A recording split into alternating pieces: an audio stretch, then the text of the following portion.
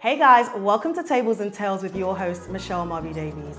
The kitchen is my sacred space. I love being in here and having conversations about life, love, and everything in between. So on this podcast, I'm going to be having some amazing conversations with phenomenal guests on topics that we can all resonate with in some way. I hope you enjoy it. See you soon. Okay, Suli, thank you so much for being here. Honestly, I've known about your work for years now, but during the pandemic, seeing the content you put out, I just fell in love with it. As I told you before we started recording, I think what you share is so necessary, especially when it comes to storytelling, that just helps us to see different experiences and that we can resonate with. So I'm so happy you're here. Thank you so much. Pleasure's all mine. And you're a very lovely apartment. Thank you so much.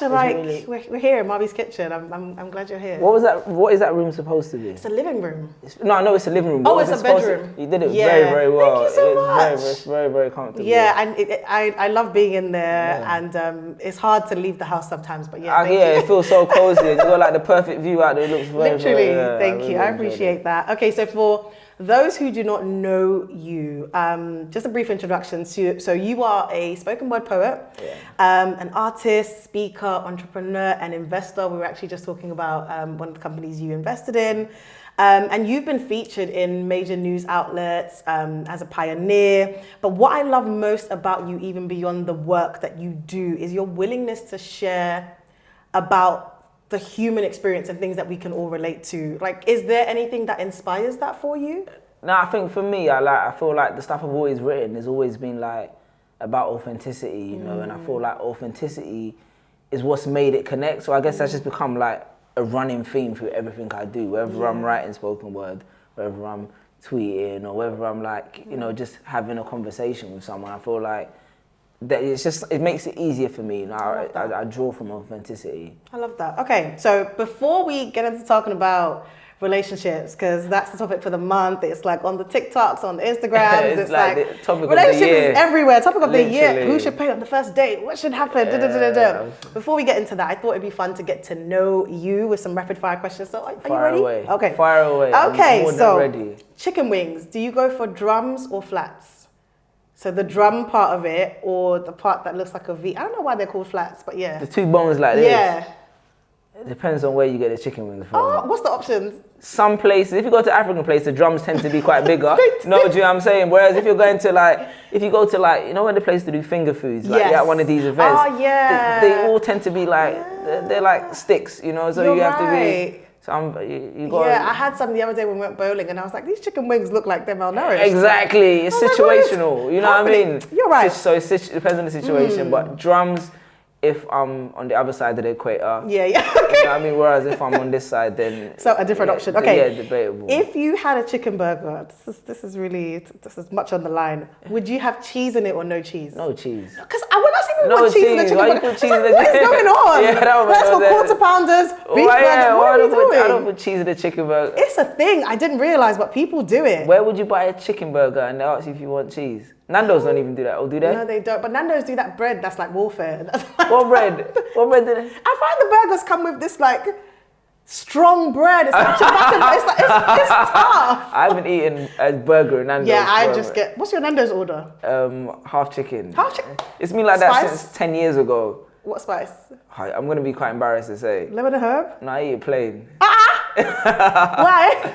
So I used to eat it with the spices. Yeah. But of the last year, I've been trying to reduce the sugar content in my diet. So the spices have like a lot of sauces don't have tell like. me that, because then now I can't. No, it's fine. Enjoy yourself. Okay, You got great. like donuts and croissants. Live your life.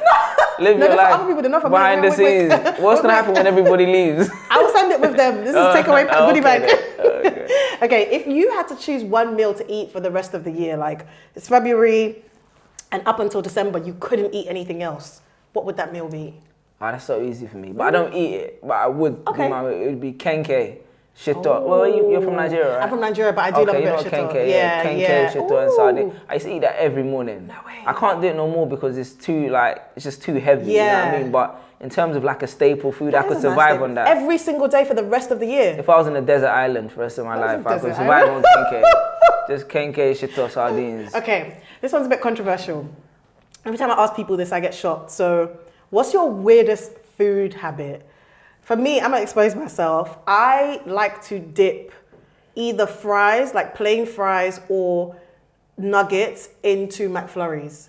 Into ice cream? Yes. So don't knock it. It's the sweet and savory. It's so good. It's so good. So I guess my question is, at what point were you in your life when you decided that Honestly, I'm going to dip? There must have been some level of heartbreak. Wait, It's I like, don't let me try understand. and find pleasure. No, legit. I wonder too. Really? Swear. I also eat raw plantains. Is that healthy? It's fine. It's like a banana, no? Like, No, it's not like a banana. it's the same. No, it's not. I wouldn't do it with yam, but I've been fine. How can you eat a raw plantain? So what? dope. So it's when you're about to grill them or fry them? Yeah, just steal one. It's like stealing chicken from the pot. Really? I swear. You've But never it had can't be diarrhea or like close to, something? no, it can't be like, it has to be the perfect level of ripeness. So you could just be on the high road, take a plantain and peel it. Not with 3 for £2. Boss man might beat me because It's so expensive now, 3 for isn't it? £2. I went into the shop the other day and they said to me, I tried to buy 6, they were like £4.50. No. Plantain and egg used to be like, just easy meal, cheap and cheerful. Now eggs are six for £3.80. expensive. Plantain is 3 for £2, but don't worry. It's okay, we're not finna do it. Okay, so what's your weirdest food habit? Oh, I don't. You can't leave me judged. Oh, nah, your one takes the cake. Nothing could. I've never seen someone eat a raw plantain. I lived in Ghana when I've never seen anyone eat a raw plantain. You're gonna have to think about it and let us know after So the episode. I eat pineapple and pizza. I think some people think that's not weird. It's not. That's like the sweet and savory. So that's like the sweet. I like it. It's not the same. It's nowhere near the same as a McFlurry and chips. Don't knock it till you try it. Okay, McDonald's, hit us up. I'll okay. say my Nando's plain chicken. I think that's a That weird is food. weird. That's Not gonna lie. random. Not even lemon and herb. Nothing. Plain. Nothing. Might as well go and get roast chicken from Sainsbury's. It's just like chewing you're the just going for the Sainsbury's bag. There's experience. literally Wow. no flavour in it.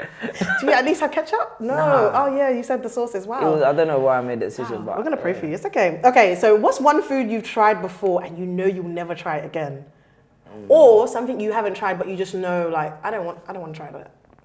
I tried mussels the other week actually. No, like mussels.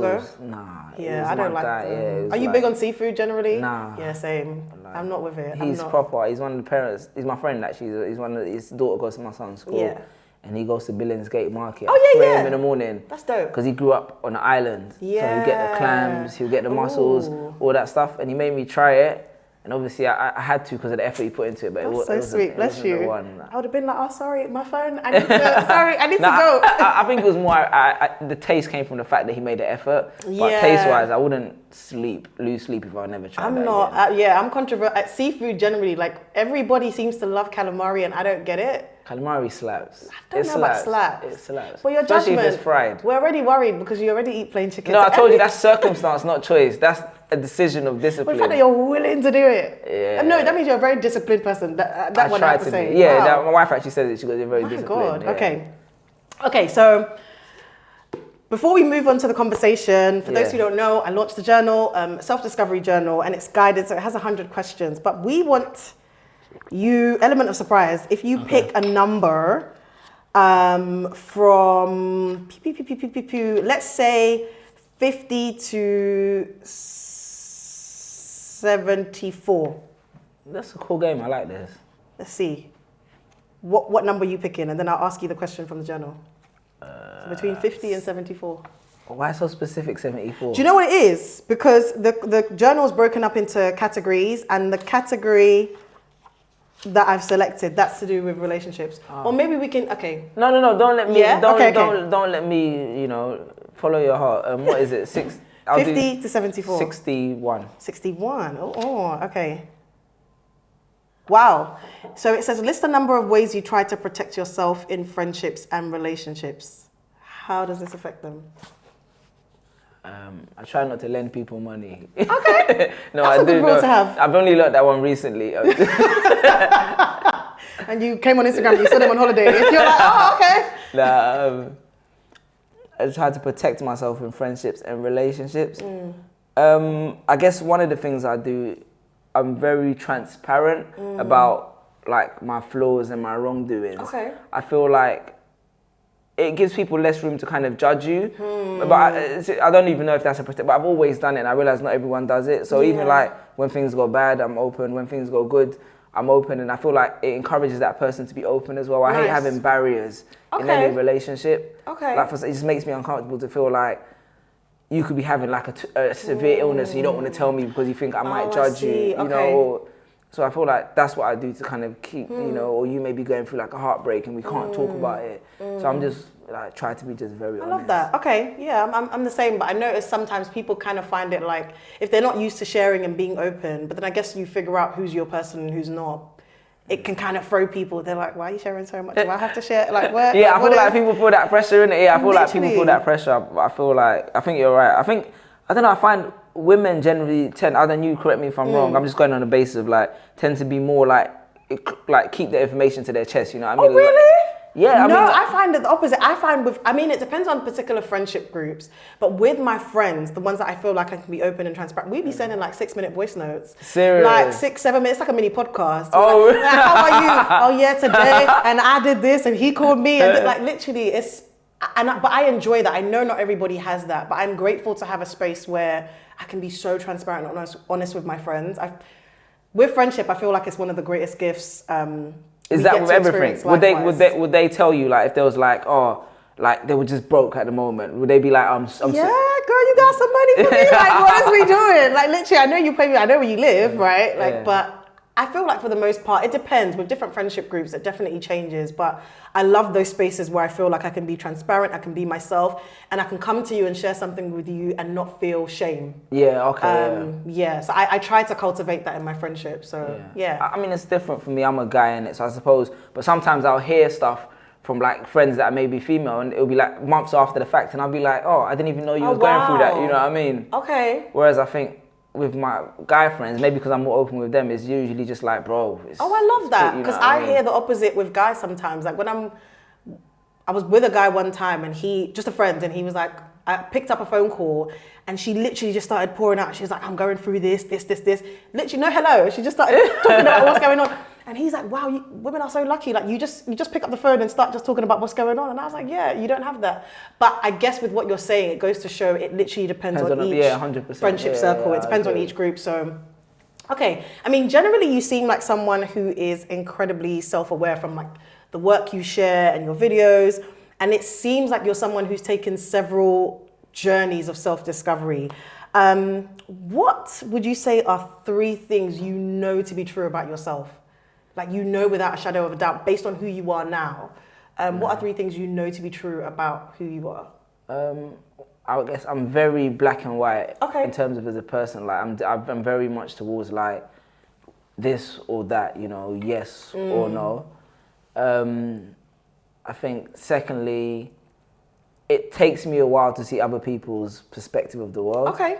I think I'm still learning how to do that.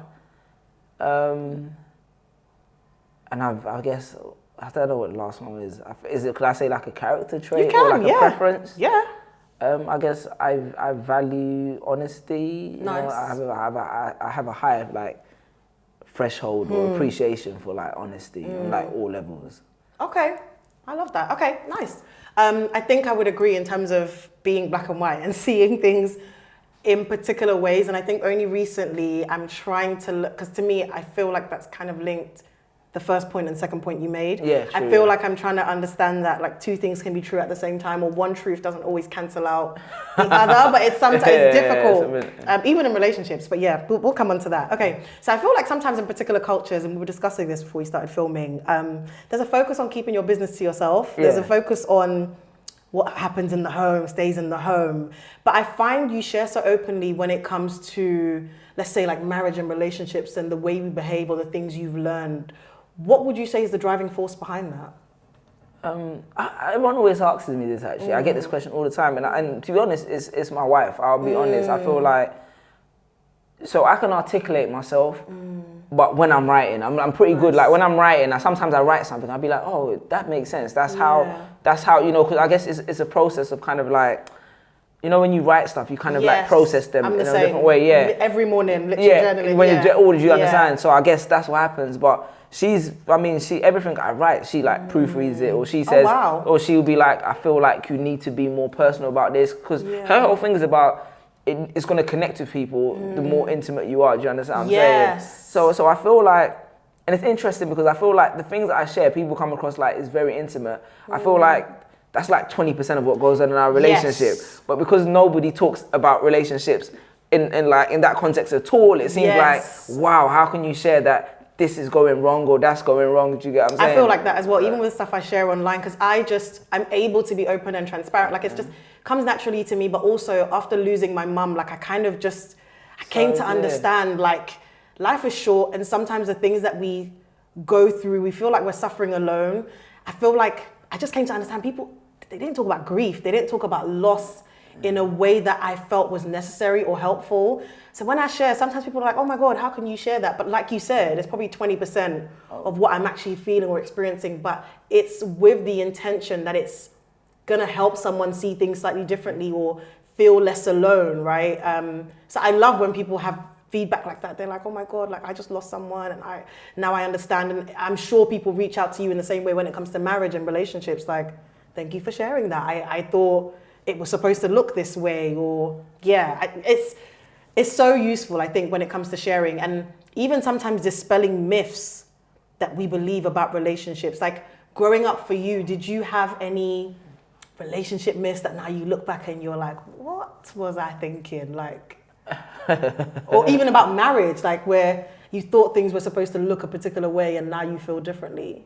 I guess I feel like we all had like I guess the biggest thing about marriage that I guess I learned growing up was the whole compromising issues. You understand what I'm saying? I guess you think you really understand compromise, and like compromise can happen like individual contexts. Like, do you want the plain chicken or the cold? You know what I mean? But then when you have to live with compromise or have to live in situations of compromise, it's like a completely different spectrum, which I don't think you can appreciate until you're like intimately linked with someone, you know, on a consistent basis, you know. And it's not, I think there's a lot, and it's not just about like basically saying I don't want to do this, but it's understanding how like someone else responds to something or how someone else appreciates something, you know, and you have to change your kind of like fixed view of it, you know. But I wasn't really one of them people that grew up with like, I mean, my parents have been together my entire life, but I didn't grow up with like an idealistic view of marriage. I grew up, to be honest, as a Muslim, I grew up with a very practical view of marriage. It was like,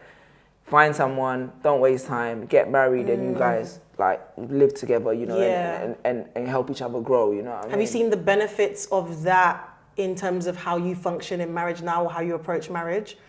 In some capacities, in terms of in how my marriage relates to the world, I feel like I'm very like focus on my marriage being important outside of a lot of things, you get what I'm saying? Because like I feel like it's a big part of who you are, you know, like it's a big part of your deen, your faith, you know what I mean? It's a relationship that, you know, that's God ordained in many ways, you get what I'm saying? So I think in that respect, but then sometimes, you know, when you're dealing with people, you can't always be like, it's a practical and, you know, yes, no, black, white, you know what I'm saying? Listen, I mean, okay, so I know you mentioned your parents as an example, but do you feel like you had a good framework in terms of like referring to marriage generally, like growing up, say like as a young adult? Do you feel like you understood from seeing other people what it took to make a marriage work? Yeah, I feel like a lot of people, and I feel like I only say that because talking to people and like obviously being in different, like with my wife and stuff, you see how other people's circumstance differs so much to yours. And I guess in that respect, I say I grew up with like a great reference for how a marriage should be. That being said, I remember speaking to one of my friends and I was asking him, how did you know like how you wanted your marriage to be and all that kind of stuff? And he was like, oh, I just looked at my parents. And that was the first time I'd ever heard anybody say that. You know what I mean? Even me, that was a revelation to me. That's amazing. So it's like on a subconscious level, it was definitely a great framework. But I feel like, some people like they had a very literal kind of reference to be like, oh, my parents showed me how a marriage should be. But I think I subconsciously appreciated what was going around me. Yeah, my parents, I think, Nice. I think when it comes to people talking about relationships and like the whole, like the self-love language and movement, there's often this advice that's given to people in terms of get to know yourself before you get to know someone else, right? Or before, love yourself before someone else can love you. Do you agree with that advice generally? I think it's I don't want to say situation. I think it depends how old you are. Okay. You know what I mean? Like I feel like I met my wife relatively young. Pardon me.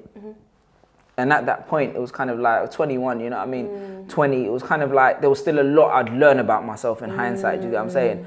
But I feel like if you're like past if you're like mid-20s going upwards, it's the most important thing. Like, I don't even think you should focus on being married at all until you know who you are, what you want, and how you're going to contribute that towards another person. What would you say, so if someone is getting to know themselves for that purpose, to know how they can contribute to a relationship, partnership, marriage, what would you say are some crucial things to know about yourself? I guess I don't want to say like a cliche word like triggers. I feel like triggers is like there's so. I don't think I think it's just it's kind of self-explanatory, isn't it? But I feel like you need to understand what makes you happy. You know what I mean? What makes you on the other end makes you sad, but also where you want to be in life. You get what I'm saying? Because I feel the key thing about like finding a partner is someone that's gonna join you on the journey you want to go on. You know, so I love that. Yes, you know, I'm talking to. Sorry, we're gonna say something. No, I love that. Sorry, no, you can go ahead. Yeah. So you know, like I'm talking, like one of my friends talking to her, and she was like, "Oh, I want to be with someone who encouraged me to get, she's Christian, to get closer to God and go to church, innit?" And I think that's important. But my thing is, then if you go to church more already, then you're more than likely going to find someone in that same vein because you're already on that path yourself, and then that person will support that rather than you being dependent on, I'm not this person, but I want this person to help me be that. Yeah, do you understand what I'm saying? Because I was going to ask, when it comes to, let's say, like when you said triggers or even what makes you happy, I know sometimes it's easy to get into a relationship and you get into this headspace where you give someone else the responsibility either of your growth or your happiness. What would you say about that? Like, what's your approach to that? Do you think it's okay to expect your partner, like if you had to give it a percentage, would it be, how much would you allocate for your partner being responsible for that or you? Or would you just think it's your job to keep yourself happy? No, I feel like it's changing, you know what I mean? I feel like it changes, but I think what your partner should be able to do is be able to support your happiness more so than, I think you can provide the happiness, but I think you should be able to support the things that make that person happy, do you get what I'm saying? Or even have an acute awareness of it, so then when that person veers away from it, you know, like with my wife, a lot of the things we often talk about is like her career, you know what I mean, in terms of like she's a project manager, she works in corporate banking, now she works in Apple, like all these kind of things. But it's like, there's been times where I've been able to like say like, is this what you want or is this where you want to be? You know what I mean? Because she worked in banking her whole life, you know, she started kind of, and then there was a point where I could tell like that wasn't making her happy. And, so you observed that? Yeah, nice. Do you understand? And I mean, we had the conversations, but it was more like, if you need to do what you need to do, I'm happy to support you so you can redirect yourself. And on the flip side, many times, you know, I lose my way all the time. And she, like, even with the writing the threads, that's not me, that's her saying, I feel like you contribute in this space because I see a lot of stuff about relationships. And because like this conversation, me and her have it every single day. Like we have relationship conversations all the time. And she's like, she's always like, oh man, you should put that so people can you can hear it. You know what I'm saying? Not saying, but she's not saying that I'm right. She's just saying it'll be interesting for people to hear it. So I feel it's a different perspective, and it's Oh, thanks to your wife for encouraging you to put the content out there. That's so. It's like I feel like they have to be able to support and encourage it. That's my main I love that, and I even love the fact that you mentioned being acutely aware of what would make your partner happy, because then, when it comes to observing how they are and how you can support them, you kind of have a reference point. But I guess, also asking them questions I think is important. I love that approach. So I believe relationships can serve as a great tool for self-discovery, right? I think sometimes it's easy to think about self-discovery as this thing that you need to do on your own, like on a mountain, like by yourself. But I think in the conversation around that, sometimes like we forget that we can learn more about ourselves through the relationships we have. I often think about the people in my life, romantic, platonic, as mirrors. They reflect back to me who I am. And sometimes mirrors like showing me, okay, what needs to change, and sometimes reflecting back to me what's amazing about myself when I don't remember. So I definitely see it as a tool to help me understand myself better. But what would you say are some of the things you have uncovered or learned about yourself as a result of relationships that maybe you were blind to before? Like, and that could be any relationship, it could be your marriage, it could be friendships. Like, what would you say are some things that you've now discovered about yourself that you're like, oh, I didn't know I thought like that, or I didn't know I was like that, or had that habit? Give me an example of yours. Are you in a relationship at the moment, or are you not allowed to disclose? No. Oh, I don't know. No, you're fine. Okay. No, I'm not, but I think, one thing Okay, let's be open. One thing that I'm learning about myself currently and trying to date, let's say, is I didn't realize how afraid I was of being hurt and how that then impacts the way I engage with people or show up with people. So whether that's in being more guarded than I realize I'm being, and it feels out of alignment with the person that I would like to be, who is, you know, let's say transparent and open with the people in her life, right? I feel like another thing. Well, sorry to cut you off. Was there a catalyst for you feeling like you hurt, or did that just has it always been the way? So I mean, again, recently I'm realizing that like the whole thing that people say in terms of your childhood experience affecting the way you engage in relationships, I thought like, oh, people are just saying that, but no, literally, I can see the effects of my childhood experiences, the way I was loved, or things I experienced, and then even let's say in early adulthood, like some relationships that just went left, and it's like, oh, you think like you've healed from that. You've done the work on your own, but then by the time you're engaging with someone and like you're triggered, you're like, oh wait, I didn't realize that part of me was still there. I didn't realize that fear was so strong. So how do you deal with that then? Oh, that's what I'm trying to navigate currently. If I'm honest, I think I'm now aware of the fact that I have particular triggers. And I've identified the fact that I don't want to remain in that space, and it doesn't allow the healthiest version of me to show up. I think currently I'm just trying to give myself grace, but also communicate openly what I need. Yeah, I think that's key. Yeah. But yeah, it's like in engaging with someone else, I'm like, oh, sometimes you struggle to ask for what you need. Like that's something I didn't realize about myself because I tried to build a life where I didn't need to ask people for anything. You can't navigate a relationship like that. Definitely not. Yeah. But it's like, sometimes from a place of being hurt, people will encourage you to live this life where like you're just totally dependent on yourself. And I think I tried to do that. You can make it look healthy, but it actually isn't. Because, well, how do you then learn how to connect to someone? Yeah, I feel you like can't. So, yeah, that's currently what I'm learning about myself in relationship. Is that with multiple? Is that with everybody you meet, or you just find with a specific type of person? A specific type of person. I feel like sometimes, and I hear people say this, where like they're like, sometimes you find the perfect trigger for who you are. Sometimes you say like there's opposites attract, but sometimes it's like this person does things so differently from the way I do it. I admire how like logical they are, whereas I'm like, no, I just want to run with the wind. I want to live like, emotional. And I'm like, oh, okay, like I'm learning this from you and this from you. Yeah. But I mean, people do say that though, innit? They say on a biological level, you seek for what you lack in a partner. So then when you come together and kind of like what's the word, balance out each other's shortcomings. Because it's weird, like on one hand I'm like, why aren't you more like me? Like why can't you be more, let's say like, I don't know, safest, affectionate or whatever, but then it's just like there's something in you that's attracted to how they are. Yeah. Like, and if you keep trying to change who they are, that's not the person you wanted in the first place, or you were attracted to in the first place. So I hear that. Sorry, we say that. No. It's finding the balance, and it's like me and my wife are like opposites in that sense. Really? Yeah, like did someone gave the perfect analogy? They were like, I'm like the balloon and she's like the string. You know what I mean? Like I hear people say that. Yeah. So in day to day, like she's very like she's a project manager. So everything about like even when I'm gonna like what's the time actually? So you the dreamer, 53 years. Even when it comes to like picking up, I was just thinking because I think about my son. Like even when it comes to picking up, we have a schedule in place. You know what I mean? Me, that's not how I live my life in terms of I'm very disciplined, but I don't schedule like all the little things. That, you know what I mean? Like what time the people for the bin are gonna come, all that. You know what I mean? But I love that about her because it creates a kind of balance, you get what I'm saying? And I'm the other way where it's like when the long-term things, that's what's on my mind, you know what I mean? I'm always like, how are we going to build the grand vision? And she's always like, how do we get day to day until that grand vision? So sometimes, you know, we have that conflict where it's like, she'll be like, oh, I need you here today, not in the future. Not 10 years in the future, do you know what I'm saying? How did you then learn to appreciate the differences? Like how did you learn to value that as opposed to like wrestle with it? It's experience and time, because no matter what anyone says, it works. You get what I'm saying in terms of like where we are like emotionally, spiritually, or career wise.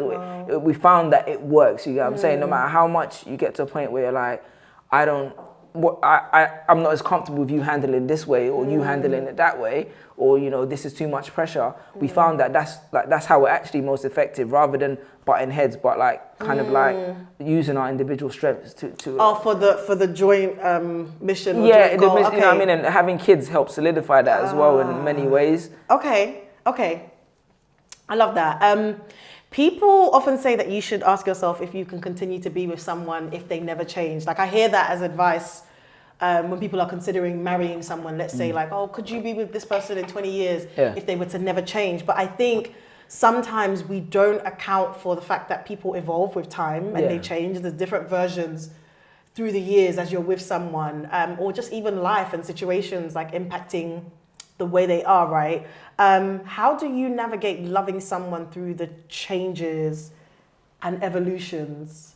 Yeah, it's interesting because I wrote something about this. I think because I'm a strong believer that people don't change. Like in the sense that, like you said, people evolve and people grow, but at their core, it's like we've been shaped by certain beliefs, certain foundation, and and many times like those things have worked for them. So that's fixing that. We have, but I guess. It's really hard. Like it's very, very hard watching someone transition into different stages, and you having to just appreciate that, because now what they do in their life affects your life as well. Yeah. Do you get what I'm saying? I think that's the hardest part about it, especially when you have children. You know what I mean? So when it was like, if someone wants to switch career and you both are just doing your own thing, like it doesn't make a difference. You know what I mean? Whereas when you have children and someone will be like, oh, I want to switch career, I want to start studying. Yeah, do you get what I'm saying? It's going to make a massive difference to your life, you get what I'm saying? But then I think you have to always go back to the core of who they are. Because if someone wants to switch career and you've seen them be extremely successful in another career, that success trait translates all the way through. That doesn't change, you know what I'm saying? If somebody wants to like move country and you think, oh, they're not going to spend as much time in the family, if they spend time with the family here, it's not going to make a difference whether they do it here or in Spain or in Nigeria. Do you get what I'm saying? I feel like if you understand the core of who someone else is, you can deal with the changes and the circumstances that are happening around them. How would you, if someone was like, okay, I want to know how to observe like the core values that a person has or the core of who they are, what would you recommend? Like, how do you approach that? What's the quote? They say, judge the tree by the fruits. Okay. You know what I mean? Yeah. And I feel like it's so easy just to view someone in the context of your relationship and not look at the context of everything else they do around. But I think that's such an important factor in how you understand who a person is. Wow. You know what I mean? I feel like a lot of people disregard that. They'll just be like, oh, they do this for me, or we do this together, or we like to do this. But you have to really, and yeah, I think that's important. That's so what good. I mean? That's good. Yeah. No, hit the nail on the head. You said in one of your pieces that any meaningful relationship will change you. Why do you think this is the case? Because I feel like you're growing together. Do you understand what I'm saying? So in that sense, you have to keep on making adjustments and kind of like figuring out, because because I think the term meaningful is highly important in that context as well. Yeah. Because I feel like if you want to get somewhere with a person, you have to adapt with each other, you know what I mean? You have to switch roles and you have to kind of like figure out ways that you work, but also ways that you work around them and for them and support them, you know? So I feel like that is the like kind of like what I meant when I wrote that piece in that sense, Yeah, no, I love that. Okay, so in one of your pieces, you said that marriage teaches you how flexible you are. Many talk about adjustment and communication, but very few people talk about the consequences of change, how marriage will alter your DNA, restructure your biology, and you have to learn to play roles you've never been taught, and then teach yourself long lost arts you've never heard of before. Then question at the end, am I still real? And you said keeping it real is not a mission to be the same person your entire life, and that doesn't change in a relationship, it matures. You don't keep it real by rebelling against maturity. Mars! Maturity is chewing on the bitter pieces of your pride and taking a front row seat at the screening of your flaws. I mean, I love that piece. When I heard that, I was like, click, click, click. Where's the offering basket? In what ways would you say you've changed or evolved as a result of loving your wife? Like, what do you see about yourself now that you don't think you could have discovered without this partnership?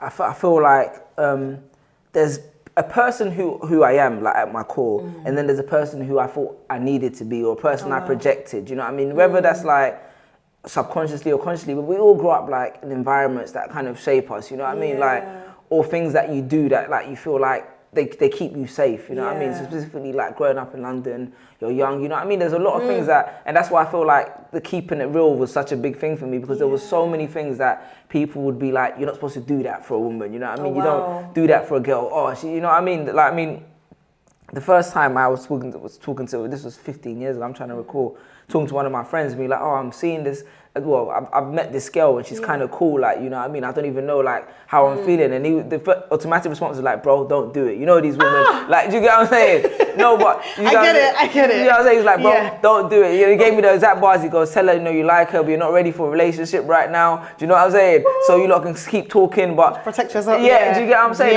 And that's not because he's a bad friend. That's because that's how we've been shaped to understand that. That's how you relate to women. Do you get what I'm saying? And that kind of permeates through like many different tiers of your relationship, not just when you're like dating, but also even when you're in a marriage, you know, like something as simple as like all the man them are going somewhere, you know what I mean? You have to tell them that, oh, I'm going somewhere with my wife. And it sounds immature, you know what I mean? But those are things that make you start to think, rah, like, I would have done this, you know, why am I not doing this? You get what I'm saying? Wow, okay. So those are little things that are kind of like, they're immature things to me now because I'm an adult, innit? But those are things that are kind of like, you have to put aside and be like, this is who I was or who I thought I was, but it doesn't necessarily define who I am or where I want to be. So I feel like that's where a lot of that kind of changing started to come from, where it was like, I'm cool with being like, I'm okay putting my relationship or my marriage at the forefront of things. You get what I'm saying? Like but I'm a boring person, that being said, because a lot of people say to me, oh, bro, I need to go out on the weekends, I need to do that.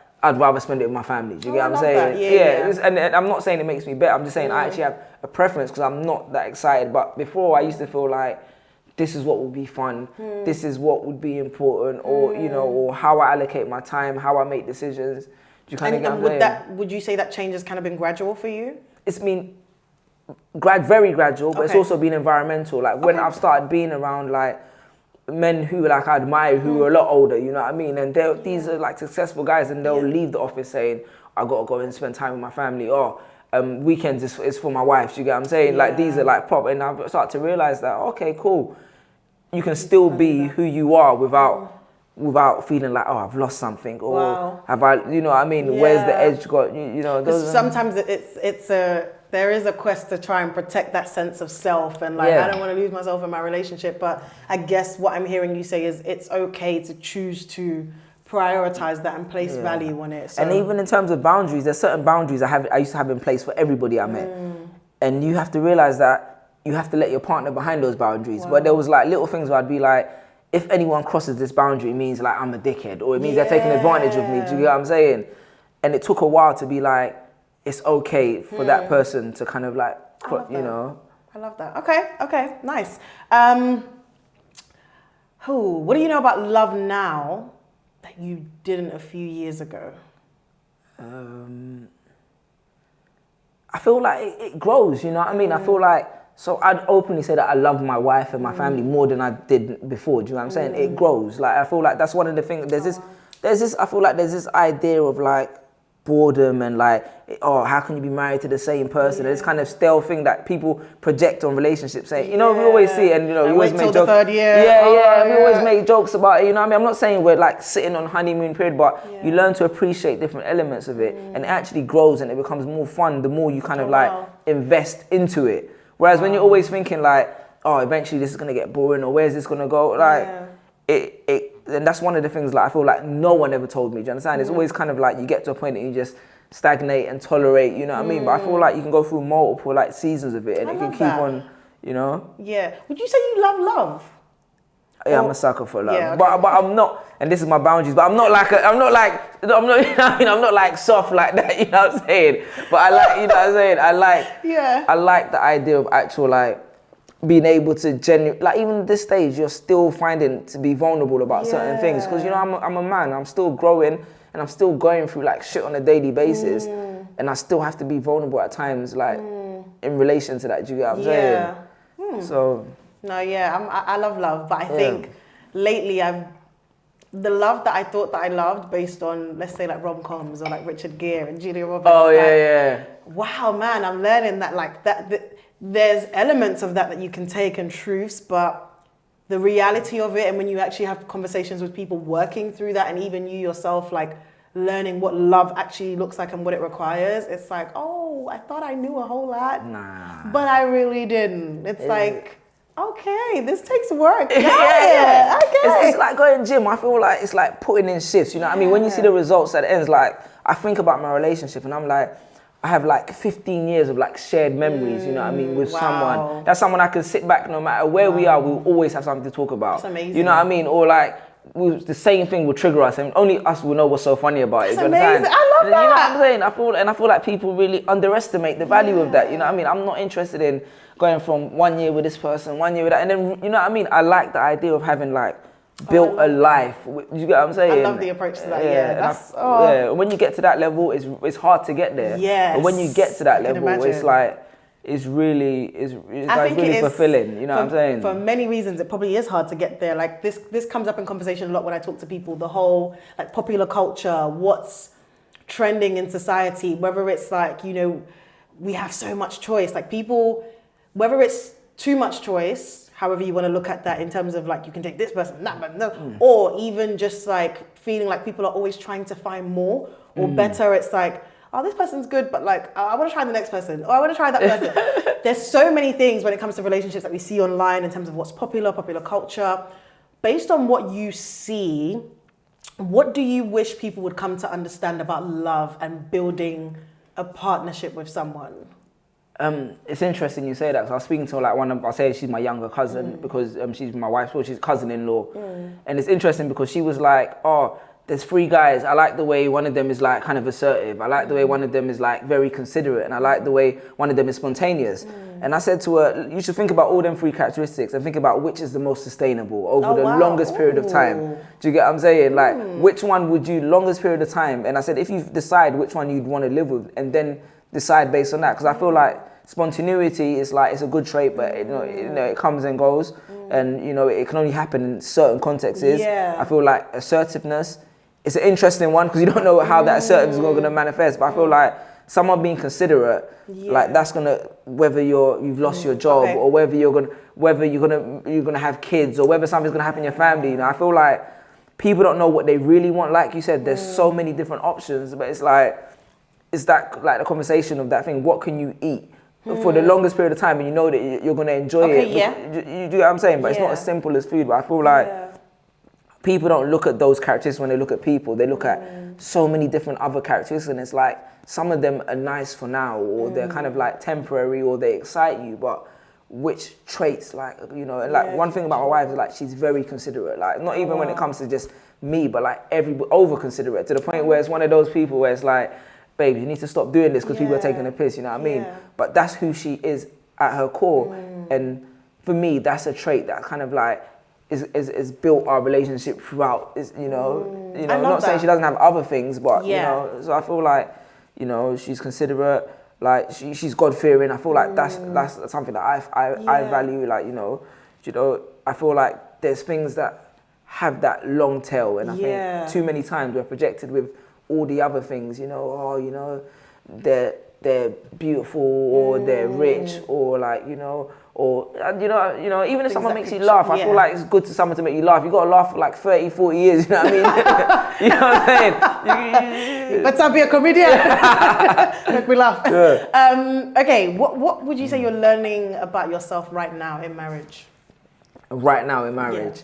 I think my situation, because we've had kids now, is expanded, innit? Like the role's kind of expanded. So I think more so, the biggest thing I'm learning right now, I guess, is like my life. It's my own, but obviously I'm so I don't know how to explain it, because I have responsibility. I've always understood that I have responsibility, but how much of your life is now shared with other people? You know what I mean? I feel like that's a big revelation. You get what I'm saying? And not just in terms of time, but in terms of like thoughts. You know, like. Does it ever feel like a lot of pressure? I feel like because I don't feel like the pressure, because I feel like emotionally I feel like I can do it. Emotionally I'm capable of doing it. I feel like career-wise, financially, whatever, I'm capable of doing all those things. It's more so like on a kind of like just very awareness level, because I'm the kind of person that kind of like, I can go into my own world and just be in there for like 10 hours, you get what I'm saying? But there's more of an awareness even if I'm just gonna schedule what I wanna do, or I'm just gonna fit around the house schedule, there's always gotta be like an awareness. My mother-in-law, she's got 7 kids, and she was like, my mind never switches off. Even at 60, she's always thinking about every single one of them.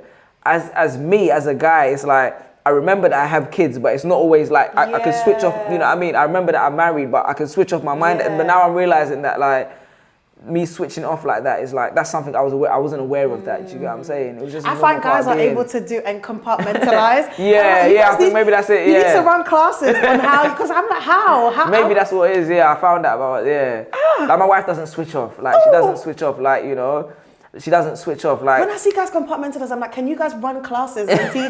Like, how do you put this thing in a box and just put it over there and you're like, okay, I'm gonna focus on this. I'm like, I could be working on this, but I'm still thinking about this, and this person. I do, like, you know, like I'll be changing my son, my youngest son's nappy down. I'll be downstairs looking for his nappy, and wife will be like, it's upstairs if you go into the cupboard. And I'm like, you're not even here, do you understand? Why are you even worried about it? I'll find it eventually. Do you get what I'm saying?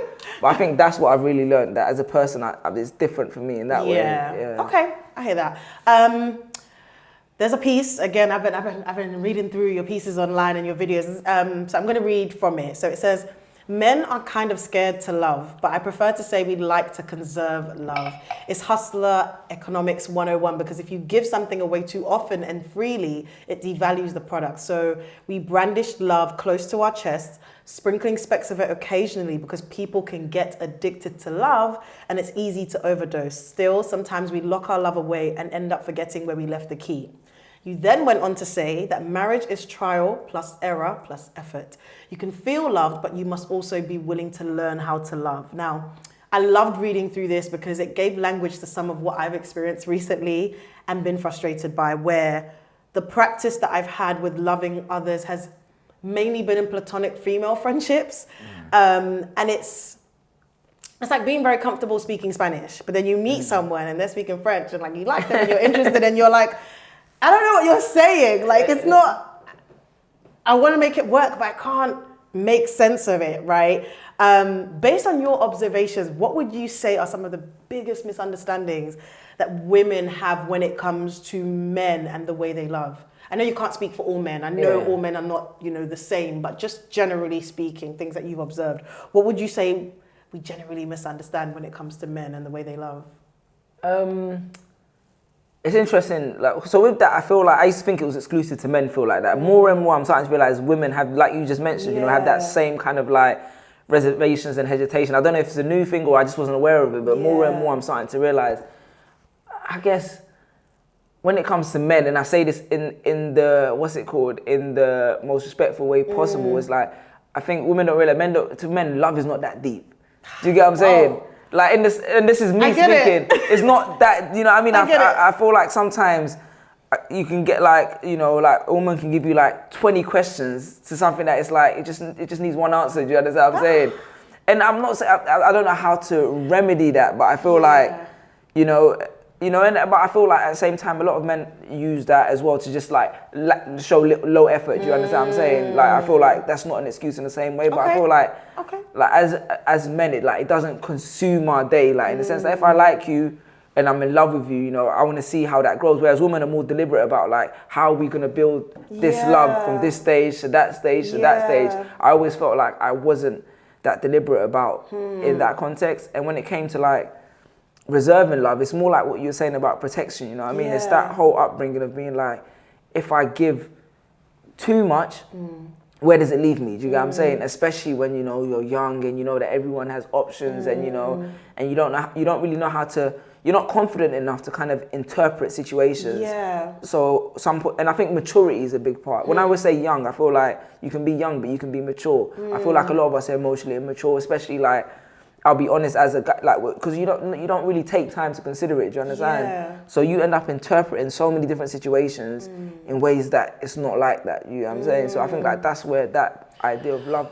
For people who, let's say they're in that boat and they're scared, let's say like, you know, the examples that you gave in terms of men, or just the differences in terms of how we understand or communicate love, what would you say is the middle ground or the way forward? Like, if you had to give advice to someone to say, you're scared of love, you're holding back, or you view it as not that deep? Like, what would be a healthy middle ground for both parties? I mean, I'm not a therapist, innit? But I think it goes back to what you said at the start of the conversation about knowing who you are. Do you understand? When you have confidence in who you are and how you love, you're willing to like project that even if someone's not going to accept it that way. And then you're willing to have the confidence to step back and be like, this is what I want. If you don't want that, that's fine. I'm okay with myself and I can find that somewhere else. But I think a lot of it comes from confidence. But a lot of the hesitation always came from, like, it's fear. It's fear from being hurt, fear from being like rejected, you know. And I feel like when you've reached that level of like, this is who I am and this is what like I'm comfortable with, and this is, you know, and and I think you're allowed to project that, you know. Sometimes being, you know, like you said with love language, you know, my wife would, you know, before she used to like certain stuff, but she'd be like, no, I'm asking too much, you get what I'm saying? But now it's like, at this point, it's like, this is who I am, this is what I want, you get what I'm saying? And I'm okay to ask for it. Yeah, she's okay, and she doesn't trust me, she doesn't hesitate to ask for it. You know what I'm saying? Yeah. Like, I always say this thing, like, in terms of like, I'm not big into designer, but my wife's like, she wears design, all that stuff in it. That's what she likes. I may not be into it, but I'm gonna go and buy it for her because, and she's allowed to ask for it. You get what I'm saying? She can't say, oh, I have to compromise, you know. But I feel like, well, not really at the start of a relationship, but I feel like on an emotional level that she's always considering other people. Yeah. So sometimes, and I think with me as well, I always had this kind of idea of like, in the sense that this is how I love. So it's like I can't change it that way, do you know what I'm saying? But I feel like as you go to mature, it's like, no, that's not the way I love. That's the way I wanted to love, but I could do more in that way, you know? Yeah. Oh, I love that. It's like, it sounds and seems or feels very sacrificial. It's like... It is. And you're going to lose sometimes, you know? I feel like it's easy when you're in a marriage because there's that safety net around it. But when there's no protective net, you're going to lose sometimes. Just being okay with that, I guess. Yeah, but I feel, unfortunately, I feel like women have more stakes to lose than men do in the dating game. Do you get what I'm saying? I just be honest, and I feel like I couldn't help navigating that because I feel like it's definitely imbalanced. I hear that. So I heard someone say, and I love this quote, that you can only meet a person as deeply as they have met themselves. Do you agree with that? And would you say it's important, like, to do the work of meeting yourself? I think it's highly important, but there's so many things that I wouldn't have discovered if it wasn't for my wife. Do you understand what I'm saying? Like, there's so many things that, but like I said, we met each other when I was fairly less mature. Okay. And she was less mature. We was all young, innit? Yeah. So I think there's a certain level you have to get to, but I feel like the right person will help you go even further to understand yourself, you know? Yeah. Like, there's certain things that I wouldn't do if she hadn't been like, you have to do it, you know, like maybe like at a time when you needed therapy on the basis that, you know, like you're going through grief and I'm just like, you know, shrug it off. It's like, no, you just make this decision. Do you understand? You should, and I don't think it's a controversial thing to say, but I feel like that's where we complement each other in the sense that, I'm not saying it's gender specific, but I feel like this is why men and women kind of like, complement each other in different ways. I'm not saying you can't get it from like, in other contexts, but I'm just saying for what I've found is that our relationship, like she's complimenting me in that way. Do you see what I'm saying? Or I've complimented her. Early on, could you see the ways that she would compliment you? Like, was it clear to you early on that like, oh, she's different from me in this way? And how did you know it wasn't so different that it wouldn't work versus it was different but complementary? I'll be honest with you, at the start, I didn't. I just knew that, like, so for context, when we first started speaking, I had no expectations. It wasn't like I was gonna date or none of us had expectations. We were just talking, do you get what I'm saying? And I just knew that we had like, not shared goal, but shared value system, do you get what I'm saying? And I think that's so important in terms of like, the things she found important. And I didn't expect that when I was speaking to her. And I was like, oh, this is quite surprising. And really, I think that's what drew me to her, and I think that's what drew her towards me in that sense as well, that kind of like synchronicity between our values. Yeah. So although we knew it was very different, we knew there was a commonality on a very, you know, and we're not even the same religions, you know what I'm saying, but we knew there was a commonality on that very kind of like significant level. Okay. I love that. Okay, so in terms of people meeting themselves and coming to discover more about who they are, because I do believe that, I don't know, the more you know about yourself, and yes, you won't know fully on your own. Sometimes you get to know about yourself with a partner or with friends or community, right? But I do think that I don't know, knowing about yourself, what you need, what makes you tick, what makes you thrive, what you bring to the table, how you can serve the other person, I think it is useful, right? What would you say to someone who's like, I want to learn more about myself, I want to meet myself? What tools would you recommend? Like, what would you say would be helpful when it comes to self-discovery or learning more about who you are? I think it's like being very aware of like how you spend your days, you know, what your routines, your habits, you know, I think habits is everything, your process for the day. What time do you wake up? What do you do when you wake up? You know what I mean? What's the first thing on your agenda? What do you do when you go to bed? Do you know, some people wake up, that, you know, they pray first thing in the morning, you know, you meditate, you exercise. I think all of these things are kind of things that like, the habits like kind of enforce the results. And I feel like a lot of people don't have habits, they don't have direction, and then it's kind of like they're just expecting someone to fall into that and kind of like, and I think that's when you're easily led in different directions as well, isn't it? So I feel like having solid habits that kind of like, but healthy habits, you know, and I feel like I had to research a lot of the stuff, you know, that I do and see why they benefit me and all those kind of things. What else would they need to do?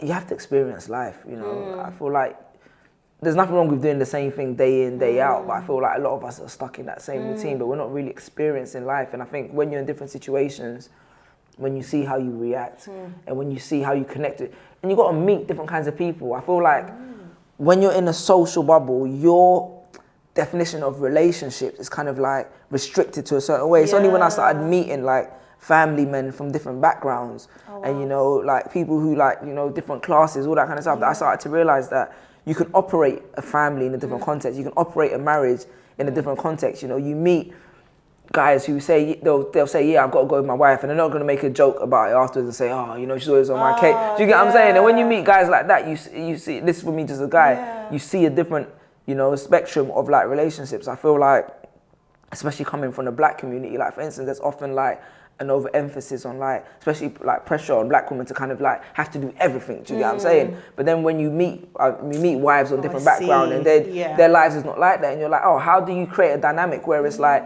it's more healthy for me, so I'm not always under the pressure of having to do so and so. You kind of get what I'm saying? But I feel like having those different experiences with different people in different settings really allows you to see exposure overall as well. I love that. It makes you see what you really want. Actually, like books and stuff out there that people can read. I feel like the fact that we have such a shallow threshold for how we understand things, it's like if someone tweets it, we should. But you can actually go and read a book about like, you know, like you said, how you relate to people, how you attach them. You can actually pick up a book and be like, oh, so this is what I'm experiencing. You know, this is what I'm going through. And I feel like that's a lost art of self-discovery. Do you know what I'm saying? Yes. Okay, so final question for you. If you had a billboard somewhere that everybody could see and you could put something on it about relationships that you would want them to know or understand, what would it say? It would say, before I said jump off Twitter, I wouldn't say that. I'd say me something advice like, though, but no, I mean, I use Twitter, I'm not going to complain, but I think it would like,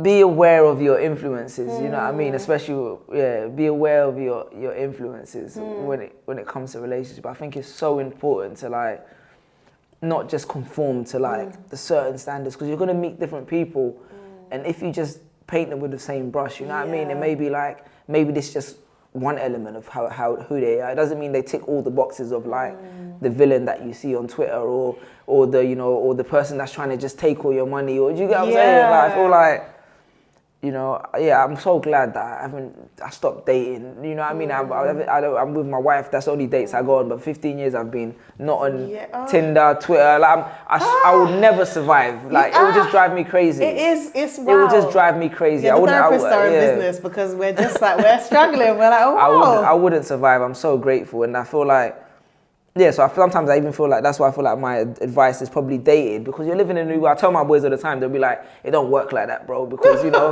it's a new world, new expectation. And I said, cool, I'm just glad I don't have to deal with it, you know what I mean? Well, hopefully we can be on the other side too, because we're glad, because it feels like it's rapidly changing, even in the way, and I think sometimes we underestimate how, like the way the world, well, that's my theory anyway, the way the world changes and advances has an impact on the way we see relationships and community and friendships, whether it's like, in my mind anyway, constantly upgrading things. Like just even the way we do our phones, or like we're like, oh, we need to upgrade. There's nothing wrong with your phone. Yeah, so I'm like, somehow I feel like slowly that creeps into the way we see things that are not objects. We're like, I'm a bit bored of this person. Like, let's upgrade to the next. Or I don't know, it's like things being quicker. Like we don't have the same experiences from, like, I don't know, farming or like doing things slowly. Let's say, I'm not saying I want to go back to a farm, but it's like now everything is microwaved and it's quicker. So you almost sometimes feel like, yeah, things in interpersonal relationships should be quick as well. Like you don't realize how sometimes the way the world changes and advances has an effect on... I agree with you. Like, think about me. I can't imagine. I haven't had to live through a world where I can swipe through options of like the women I want to be with. Like that's like my mind doesn't... In any location you want. Do you understand? My mind doesn't process that because I haven't lived in that space. You know what I'm saying? But that's how a lot of people are living, where it's like swipe. Okay, cool. You know, my closest reference was like MSN. You know, and only then you only need to add someone if your friend. Oh my God. If your friend knew someone and someone. You know what I mean? It wasn't that immediate of like, nope. Yes, let's talk, and then nope. You know what I mean? Like that's a lot of pressure. It is a lot, and it can get tiring. Like sometimes I have to stop swiping. I'm like, God. It must be tough. You must feel like sometimes you feel like you're advertising yourself all the time. And I feel like the worst way to get in a relationship is to be advertising yourself, because then you have to maintain that standard. You know, in how long you know. Right. You're right. Oh, okay. Yeah. Yeah, we had to take a break from the dating apps because it was a bit too much for me. I'm not saying there's anything wrong with it. I'm not judging. Yeah. But I'm just saying I haven't had to experience it, and I'm fortunate I didn't have to because it seems hard. It is. I've advocated for, if someone just wants to do an arranged marriage for me, just put it together. I will show up at this point. No, like, I'm not against arranged marriages. Like, you know, I'm not a person that's against it. Honestly, let me just show up because I've seen this interview. I don't want to know what your favorite color is anymore. I don't want to know. I don't want to know what's your favorite food. Doesn't matter. But it must be interesting meeting a lot of different people, though. No. Why is that? It can get repetitive, and it can get that process of stopping and starting again. Sometimes it can get hard to maintain hope, like in the thing that you desire or the way in your mind you picture it, because it's like, oh, this looks like it's going so well, and then, oh man. That must be hard. Oh man. Is it always just one thing that's like, oh? Not the same thing, but sometimes not the same thing, but sometimes you do get to points where you're like, oh, I didn't know that guys had this approach or think this way, and it's like you're enlightened and you're like, oh, okay, maybe I'll go back to the drawing board. It's like, oh, really? Back to the drawing board? I didn't know this was the spec. I didn't know this is what you guys were looking for from women. Okay, wait, let's go and do training and then come back. Yeah, it's a lot. It's hard for a woman. I'm not gonna lie to you. I feel like I speak to the man them. I don't really speak to the woman about their dating lives. Most of the people I speak to are married anyway. You know what I mean? But with the guys, I speak to them, and it sounds hard, but I can imagine for the woman it must be stress. Because my guys are stressing over little things, and I'm thinking like, you know what I mean? Imagine you being on the other end, like having to. Yeah, I can imagine. I think it is hard for both parties, but it's a lot out in the streets. But congratulations to you for being off the dating streets. I had to get off the streets, man. I have no desire to be on the streets. No, there's nothing glamorous. There's nothing even about it. Feels to me. There's not. No, boo. It's not. There's nothing there. It's not. But thank you so much for being here and everything you shared. Honestly, your place is really nice. Thank you. I loved the insight you gave, and just some of the things you shared. Like they're gonna stay with me for a while. But again, I appreciate how transparently you share, openly, and just it seems like you've taken the time to think about things and pull threads together and kind of be able to articulate and explain them, and that's priceless. So thank you. No problem. Like I said, my wife proofreads most of the stuff, we so love it's it. like Shout out to her. So when it's falling short, she's the one that brings that extra. You need that though. It's a good balance. So thank you for being here. If the people want to find you, where should they go? What can they look forward to? I'm working on a book, so I've actually been working on a book. So it's kind of like ties into all the stuff around, but it's fiction. It's not actual like dating advice, but it's kind of like interpreting that experience from a man's perspective of marriage. So I feel like Oh, that sounds really interesting. Hopefully, and it's leaning more towards, like you said, the rom-com stuff, but kind of like more like high concept though. Do you understand? In the sense where it's like, I'd love to talk about some of those things, but I'd love to see people to see them in situations and see how a man kind of like navigates that. Have you seen the series on Netflix? Is it Love Life or something like that? I think you might enjoy that. Is it reality TV? No, so it's like, it feels like is it anthology? But it takes you through like different people's love stories and their love experience, and how that impacts the way they show up. But it's a short series. I love stuff like that. It sounds like my kind of thing. I'll check it out. I think you'd enjoy it. I love that. Sounds like my kind of thing. Yeah, I definitely. Okay. Thank you so much once again for being here. It's a It pleasure. has been amazing. Yeah, thank you. Pleasure's all mine.